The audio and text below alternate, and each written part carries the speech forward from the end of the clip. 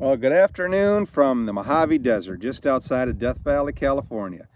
This is the One-Legged Miner coming to you from the Tecopa mines. And last time I did a video, I promised that if you asked the questions in the comments or via the email, that I would answer them on the next show. Well, you sure delivered, and I've got a whole list of questions, and I'm going to go through as many as I can here on this video and see where that takes us. Now, first thing I want to say is the most common comment I got by far was, "Hey, idiot, turn the camera sideways, use the landscape view." Yeah, okay, I get it. I know better. I've been correct on that before. I'm old. Technology is not my friend. But for you, I have used the landscape view. I'm shooting the camera sideways so you can see landscape. And that's my front yard out there, folks. That is where I live when I'm not sitting on this hill by the old ore bin above the Columbia mine with my dog Merida. And Cleo's roaming around here somewhere too. So, getting on to those questions. A lot of you wanted to know, what do they mine there? Well, these mines were started up back in 1875, and they primarily chased after silver, but found there was a lot more lead out here, and became a large producer of lead and zinc. Back 1917 through 1920, these mines were the largest producer of lead in the state of California. And they also produced some copper, trace amounts of gold. I mentioned silver and iron. That's the other one. Iron ore, yeah. So lead, silver, copper, zinc, iron ore, little bits of gold. And these mines ran in production off and on for 82 years and produced a whole lot of stuff. Even in 1946, the Columbia mine that I'm sitting on top of was the second largest lead producer in the state of California. So a lot of the lead for World Wars I and II and the Korean conflict came out of the holes, behind and underneath us here. How deep are the mines? Well, that's another good question. Everything from the top of the hill on down, which is where they start, the Noonday Mine Complex goes down about 600 feet. The War Eagle goes down to about 1,100 feet. Columbia goes down about 900, and Grant appears to go down through the War Eagle somewhere below the 600-foot level itself. I haven't been down to that section of the shaft yet, but someday soon, and that'll be a heck of a video too. Question 3, do you really own the mines? Well, yes, I do. There's been some speculation out there that I only own the mineral rights, and that BLM, Bureau of Land Management, owns the land out here. That is not the case. These are patented mine claims, which means I own them lock, stock, and barrel. I own the mineral rights, I own the ground, I own everything in toto, and yes, I can keep people off like, Frank from Canada. Let's see. What is the coolest thing you found in the mines? Boy, there's a lot of good stuff down there. I still make new finds every day. We've got newspapers going back to the 1920s. I found a couple of sections of old ore carts still on the tracks with their wheels, old dynamite boxes made out of wood, old tools. One section of the mine that's pretty remote and hard to get to looks like a 1920s time capsule. Bottom of the Columbia is the same way. There's still cars on the tracks down there you can ride on and roll around. There's payroll stubs in an old locker down there. There's a lot of stuff here. A lot of graffiti from the miners back in the 20s and 30s that they wrote on the walls of their carbide lamps. So every day I find new stuff down here, and every day I'm even happier to be out here. This place is great. It's like Christmas every day. Are you scared to live out there all by yourself? Nah, I'm not. It's peaceful, it's quiet. I've got my dogs. I've got some security devices out here that let me know when folks are around. And, y'all saw that video with the M1 Garand. It's not the only piece of protection equipment I have out here. So, we take care of business if I have to. But I don't think I need to, because most people out here are pretty darn nice. I've got some of the best neighbors that I could ask for in the area. So, folks keep an eye on me. The Sheriff's Department comes out here regularly to check in. BLM Land Management. It's one big, happy community out here. But before I came here, again, I was a cop for over 20 years, and I'm not worried. Next question: why is your dog missing a leg? Are you? Hey, are you missing a leg? I guess she is. Okay, yep. Actually, they're cheaper that way. You get them at the scratch and dent sale, 25% off. Actually, I keep asking her what happened to her legs. She won't tell me. So, not really sure. All we know is animal control in northern Louisiana found her hobbling down a road one day, dragging what was left of it. So, might have been a trap, might have been another animal, might have been a car, could have been anything. But, yeah, they decided she was worth the effort to save. And, yeah, I agree. She's a great one. Well, Meredith, are you great? Yeah, you're great. Problem is she knows it. Her sister Cleo's around here too somewhere, but she's exploring. I'm sure we'll see her later. Who owned the mines before you did? Well, there were a number of companies that came out here. There were a couple of brothers that opened it. Then a consortium called Tecopa Consolidated sprung up and ran it and expanded it up through the Depression. Then a couple of other owners came in at the eve of World War II. Anaconda Copper out of Montana wound up running the place for the remainder of its service life.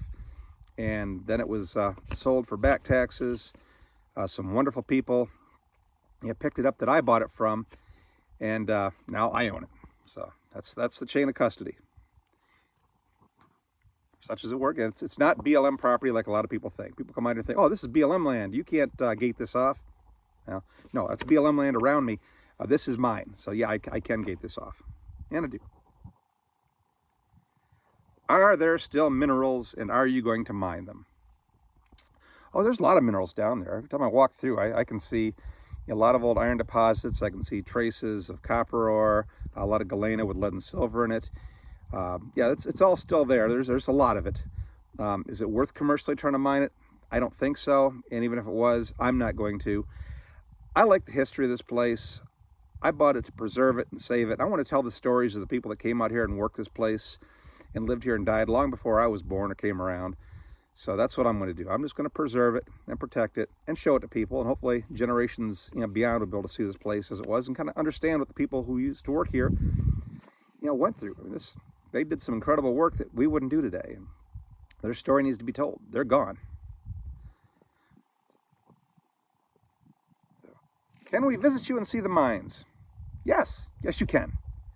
Just give me a shout to tecopamines@gmail.com or on my Facebook page, Ross Dykman, D-Y-K-M-A-N.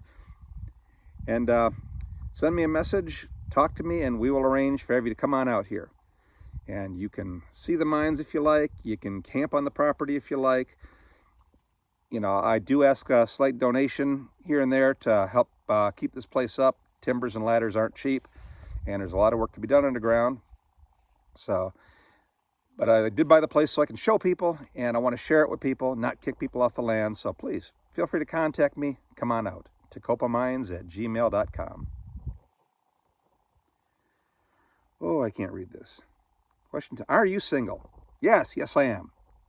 I don't know why. I mean, I look like a prime catch, don't I? Can't imagine why, the female world is not beating the path to my door. But yet, here we are. So, such as it is. I may be annoying. What sort of upkeep do you have to do in the mines? Ooh, lots of it. Well, when I started, the mines have been open for a long time. People were getting in here. A lot of litter left behind. A lot of graffiti. So we've done litter pickup through most of the workings. In the process of taking the graffiti off the walls right now using various techniques depending on what sort of surface it's on. There's some timbers that are loose over the years, so we're shimming up timbers again, replacing timbers that have come down in a few areas, building or repairing ladders that connect to some extras. Mine is all multi-tiered setup here with up to 11 levels in the War Eagle and almost as many in Noonday. Most of your traverse back then was by ladder, so a lot of ladder repair, a lot of ladder replacement. The wood is fantastic, but it's 100 years old. So some of it's, seen the ravages of time, but it's still, for the most part, pretty good stuff. And there's just some areas that, frankly, aren't safe enough to take people into anymore. And those areas I block off until I can find some way to stabilize them or otherwise deal with them. So a lot of work underground, cleanup, safety, restoration, trying to preserve the old artifacts and graffiti and we're going to be setting up some museum spaces underground to display the artifacts that are period specific to each of the mines in the complex. Since these mines did run for 82 years, you've got everything here from the old pick and shovel and black powder days, mules, on up through, modern mechanical operation, high explosives, muckers, a little bit of electricity in one of the mines, but most of it was all done by candlelight or carbide lamp. So we want to tell those stories and get as many of the artifacts as I can and put them back in here so people can see them and appreciate what used to be done here. A lot of fun. Mines seem dangerous. Have you had any close calls underground? Ain't gonna lie, I have. I mean, the mines, for the most part, are safe-ish, as I call them. They were meant to be workplaces, not a horror show set. That said, they were meant to be workplaces, decades ago when things like OSHA and MSHA weren't really the thing, and they've only degraded since. They have not been inspected or remediated in about 70 years. It's easy to slip and have a fall down there. And I've done a couple of things in my early exploring out here that, looking back, I wish I hadn't done.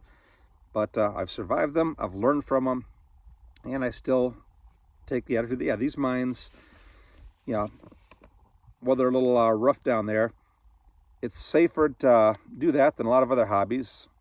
And I think you're more likely to get injured or killed driving to or from the mines than you are walking through them if you show a little common sense. That said, there's over 20 miles worth of tunnels down there, and I have to have several safe backups in place to make sure that I'm safe when I'm in here. That includes not exploring new areas by myself and leaving word with people where I'm going, when I'm coming out, and who to call if I don't check back in with them. It's just common sense, folks. You got to take care of yourself. This is a one mistake environment down there. The air is good, the floors are solid, most of the wood is pretty stable, but things can happen. Common sense mitigates most of that. Ooh, let's see. Can the state come by and fill your openings up? Why, no, they cannot. Even though it's California out there, the ultimate nanny state, this is mine up here. I own this. That's California, way down there at the road. This up here is mine. I own this, and they cannot come up here and fill things in. So I'd have a little problem with that. Yeah. Also, on a related question, do you plan to gate the portals like BLM does? Yes, I have already begun that. Some of the more popular openings are already gated off.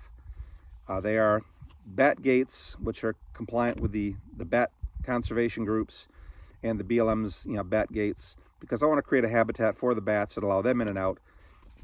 But I also enter and exit through those gates myself when I go in or take folks in to show them around.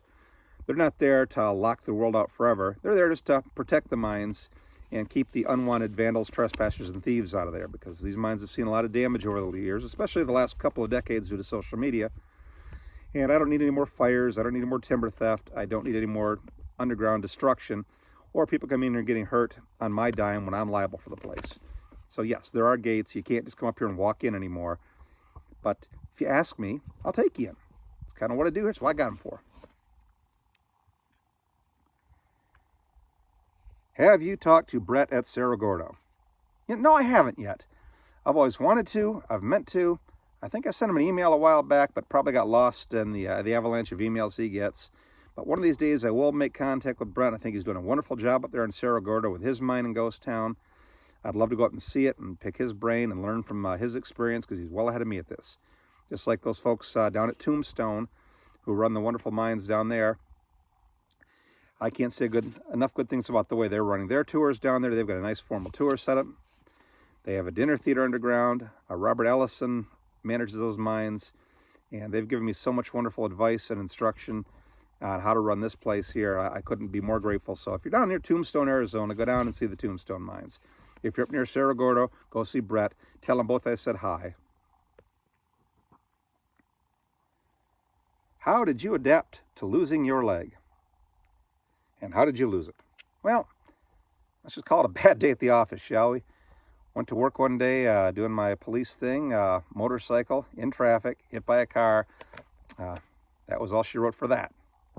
That's when I found out how ungrateful the U.S. government can be as an employer. But that aside, adapting, well, you just got to do what you got to do. I mean, you can either let something like this beat you, or you can get out there and beat it yourself and master it.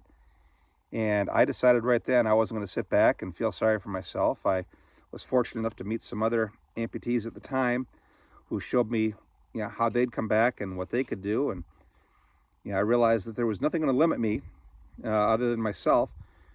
And plus, I was kind of mad being sidelined off a job I really loved.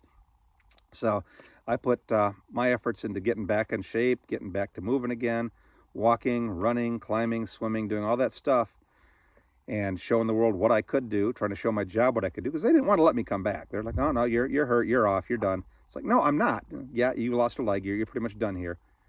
And it took a couple of years and the threat of some litigation, and I had to prove myself and even go back to the damn police academy again, but I did, and I beat every test they put out in front of me. And you know, along the way, you know, I learned to persevere, and a lot of accomplishments. I ran the Army 10-miler in Washington, D.C. the first year after losing the leg. I learned to drive a stick-shift heavy truck again, learned how to fly airplanes again, got back on the motorcycles. The only thing I can't do is, you know, bowl, golf, or dance. And to be honest, I sucked at all those things beforehand.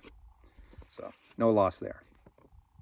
But bottom line, your life is what you make of it. So you can either let it push you down, or you can get out, you can push back, get out there and own it. And that's what I've done. And a lot of other amputees I know out there have done it. And I'm blessed to have a good prosthetic specialist working with me here. And I've got a leg for swimming, a leg for, you know, nice shoes. I've got a leg for heavy duty condition for mining out here. Yeah, got all kinds of good stuff. You can do what you want. I mean, unlike, you know, Merida here, who gets by just fine on 3, yeah, I needed the plastic help and I got it. Ooh, do you need any volunteer help at the mines? Yeah, I do. Please, every time. I've done a few volunteer weekends out here, and I talk about them on Facebook and some of the other Mine Explorer pages when I'm going to set them up. And everybody who wants to come out and help is welcome to come out and help. I don't care if you're not a miner. We'll find something you can do that matches your skill level. You know, maybe we're doing surface work, maybe we're doing light work underground. Could be anything. But the work weekends are usually people come on out. We work for a little bit. We have a fire at night, do some cooking out, talk. Everybody seems to know each other. They come from different groups. And we get a lot of stuff accomplished in the end. So these groups have been very productive. We've rebuilt ladders. We've dug out openings. We've even done some dynamiting out here and hauled an ore car out of the bottom of a shaft where some moron had thrown it decades ago. And I've met some wonderful people along the way. And if you want to be one of these folks to come out and participate in that, yes, you can definitely come on out. Just stick tuned on my Facebook page and we'll have you out here with everybody else. You can camp out. You can stay in town. There's some wonderful accommodations. You can bring an RV. Yeah, we're open to anything. Oh, let's see. Next. Would you let your mines be used for training?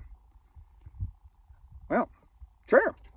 I've made that offer already to a lot of the county agencies around here who do mine rescue or cave training, and some of the private groups who want to do that sort of work as well. Any reputable group is welcome to come on out here and put on classes to advance their skills and relevant techniques like, you know, mine rescue, search and recovery, that sort of thing.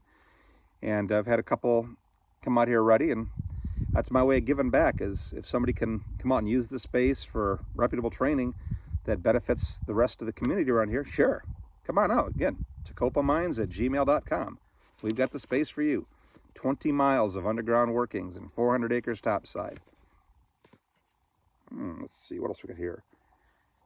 Can you live in the mines when it's hot? Well, I mean, it could. The mines are kind of nice underground. They stay 70 degrees year round. Even in the Death Valley summers here, when it hits 120, or in the winters when it's down in the 20s, it's 70 degrees down in the mine. That said, it's also pretty dark, pretty dusty, and honestly, I could do without that 24/7. So I'll stay out here, unless there be some big comet or zombie apocalypse comes by. I'll just stay out here.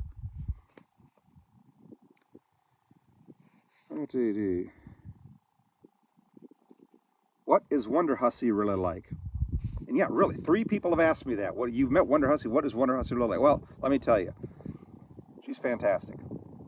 If you've seen her in a video, you think she's a fun, wonderful person. Yeah, she's even better than that in real life. I'm proud to call her a neighbor, proud to call her a friend.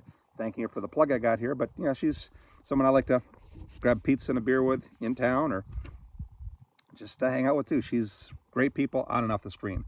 Just like her sister Eliza, two of the best people I've met in Tecopa, and I've met some wonderful people here. So one of the things I love about living out here is just the great people you meet.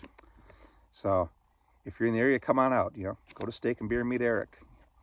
Go to Delight's Barbecue and meet Joe and Jen over there. Go to Kit Fox Cafe. Courtney and John would love to see you. Death Valley Brewing, go see Dan. This place has got 1 million people you got to come out here and see, and they're all fantastic folks. It's one big, happy, small, dysfunctional, quirky, weird family. Love it out here. I fit right in. What did you do before this? Well, a long time ago, let's see, I was a fire department paramedic up in Detroit. And from then on, I got my law degree, went to do legal stuff, realized that was no fun at all. Went into police work, was angling to get a job with one of the letter federal agencies, but had that little accident we talked about, lost the leg. So I'm spending most of the rest of my career, once I got back on the job, just as a uniformed law enforcement. But it's allowed me to get around the country and see some interesting places from Washington, D.C. down to the Mexican border and beyond. And it's been a good career. Now, look, Cleo's back here. So now we got Cleo and Meredith. Hi, Cleo. What you doing, girl? Yeah, Cleo's a new one. She just came to live with me a few months ago, and she's still learning how to be a dog from Merida. Unfortunately, she's a puppy, and I've forgotten how aggravating and annoying puppies can be with their razor-sharp teeth, constant energy, destructive potential. But at the end of the day, I figure puppy is just God's way of saying, hey, you got too much stuff. Let me help you take care of that. So when she wipes my stuff out, I just keep it in mind. I remember Merida used to do it too when she was newer. So, but they're my friends. They keep me company. They keep an eye on the place. Love these dogs. What do you do for power, water, and internet? Well, I've got a wonderful solar array out there, and I've got a great propane gas setup, thanks to Shoshone Propane. And for water, I do like everybody else in Tecopa does. I go to town and buy it at the kiosk, 25 cents a gallon. And I have a well on the property that I'm going to be opening up shortly, and hopefully that will produce some potable water. If not, I'll treat it and still use it. There's a lot of potential out here, but nobody in Tecopa has drinkable groundwater. We all buy it from the kiosk or bring it in from town whenever we go into Vegas or Pahrump. So I'm just like everybody else out here. We learn to get by. What are you two idiots doing? Huh? Yeah, I know. You get more fans than I do on here. Yep. Don't they look guilty of something? They're planning something. Back to the questions. Are the mines haunted?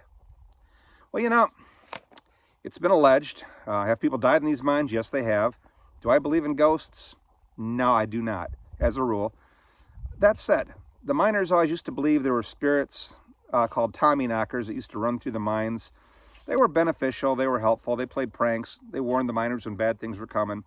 And they were kind of benevolent little spirits that miners across the world have reported encountering. And while I'm not a big fan of, Tommyknockers, I see them, I talk to them. Now, I got to admit, a lot of times I'll be in here and I'll be cleaning or doing some restoration work, especially back in the early days. And after a long day of going in there and picking up garbage and taking down graffiti and hammering in shims, I'd walk back out and suddenly there on the ground right in front of me in an area that I've passed through dozens of times, in an area where the general public has been going for years, I find a nice new little artifact sitting right there on the ground, like a drill bit, a spike, some piece of mining equipment, right there in plain view that obviously I've bypassed or other people have bypassed. And my first thought was that here before I got here? Did I see that, or did that just appear here? Tommyknockers showing their gratitude? I don't know. All I know is I'm just here, and it's a crazy world. I can't explain everything, but it is what it is. Let's see. Can I donate to your efforts? Well, as much as I don't like to panhandle, yeah, you can. I'm going to be honest, it does take some money to operate this place, or just to run the preservation, timbers, ladders, nails, drills, other tools. Not cheap, and everything's got to be imported out here. So If you want to help, sure. Tecopa Mines at Venmo, TECOPA-MINES at Venmo, or on PayPal at RDD165, RDD165 at hotmail.com. You can send donations to PayPal there. You can send them to the Venmo account. You can come out here and hand them over in person and get a look around the mines while you're out here. And whatever you do, I will be grateful for it. Some people have already sent some things in over the time, or people have just come out and helped support the efforts. And it touches me a great deal because I'd never expected that. It wasn't something I'd considered when I signed on, but apparently I struck a chord in what I'm doing out here. Matters to a lot of people, and it makes me feel good. And I promise you, any money you send out here is going to be used strictly for the mines itself. I have my pension coming, so that'll carry me, and any money raised out here goes into the mines, so you too can help keep this place alive and operational. Let's see, more questions. In some of your pictures, you showed railroad tracks. What happened to the railroad tracks? Are they still there, or are they just buried? Now, unfortunately, when the Tidewater and Tonopah Railroad shut down in 1928, that left the Tecopa Railroad out here. It's a 12-mile spur from the mine as a spur to nowhere. So the railroad shut down, the mine shut down. In 1942, World War II was going. The government needed all the steel they could get. So they came out here and they pulled up all the rails. They took the train, that beautiful Baldwin 262 locomotive that used to work these mines, went off to the smelter along with the rails, and probably a lot of the mine rail too, and pretty much every piece of metal they could get out here. So that's where a lot of that went away. After the war effort, and gone for good. So there's not a whole lot left out here. A lot of the structures have been burned, pulled down, looted. But what's left there, this ore bin behind me, or some of the other head frames on the property, I'm going to protect, I'm going to preserve, and do my best to make sure that they last, so that your kids can see them, their kids can see them, and on and on and on. Will you show more gun videos? Well, yeah, if you like those, sure, why not? I mean, to be honest, again, I'm old, I'm traditional, I don't have much use for those newfangled plastic guns, but you give me a nice steel rifle like this here, yeah, we can talk about stuff like this all day long. The M1 Gurn that we had Wonder Hussy shooting, sure, we can do some more of that. Bottom line is, if you guys want to see it, I want to give it to you. So you send me the comments and tell me what you want to see. And as long as it's not me dressed up like a ballerina dancing around out here, because remember I said I can't dance, you ain't getting that. But pretty much anything else that I can do, you got it. Let's see, any more. Well, that seems to be the questions that you guys sent in most prominently. So I hope that I answered the questions you had. I hope you had fun with this video and with the other ones. And I hope you keep coming back, because doggone it, folks, this is something that I hadn't intended to do when I got out here either. I was just going to be like this old grumpy guy. I wanted to be left alone. But this is turning out to be a whole new adventure. And a lot of people are interested and want to share it with me. And I want to share it back. So, you keep tuning in. I'll keep producing content. You want to come out and see the mines, you come out and see the mines. And we'll see what we can do. Maybe get the dogs on film, and who knows what's possible. Anyway, thanks for coming, thanks for tuning in, and I'll see y'all around.